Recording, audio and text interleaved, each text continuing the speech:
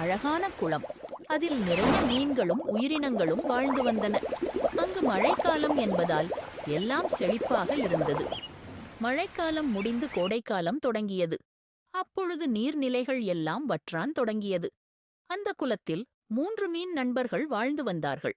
வருமுன் காப்போம், வரும்பொழுது காப்போம் மற்றும் வந்தபின் காப்போம்.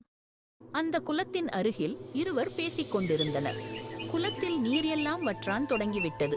அதனால் நாளை வந்து பிடித்து கொண்டு போகணும் என்று இதனை கேட்ட 3 மீன்களுள் ஒன்றான வருமுன் காப்போம் சொன்னது. இங்க இருந்து உடனே இந்த குலத்தை விட்டு வேறு எங்கேயாவது போகணும், இல்லையென்றால் நம்மை பிடித்து கொண்டு போவார்கள் என்று இதனை கேட்ட மற்ற 2 மீன்களும், எங்களுக்கு ஒன்றும் ஆகாது, பயம் இருந்தால் நீ போய்விடு என்றார்கள்.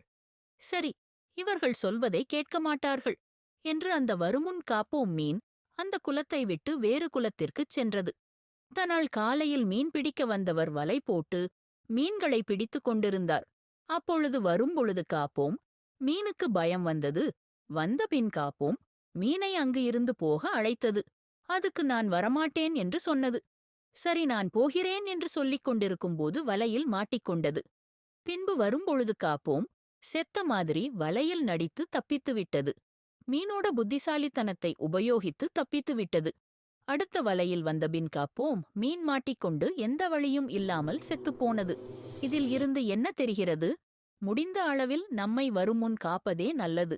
சில நேரங்களில் வரும்போழும் ஒன்றும் செய்யாமல் இருந்தால் இந்த வந்தபின் காப்போம் மீன் போல நம் வாழ்க்கை ஆபத்தில் போய்தான் முடியும்.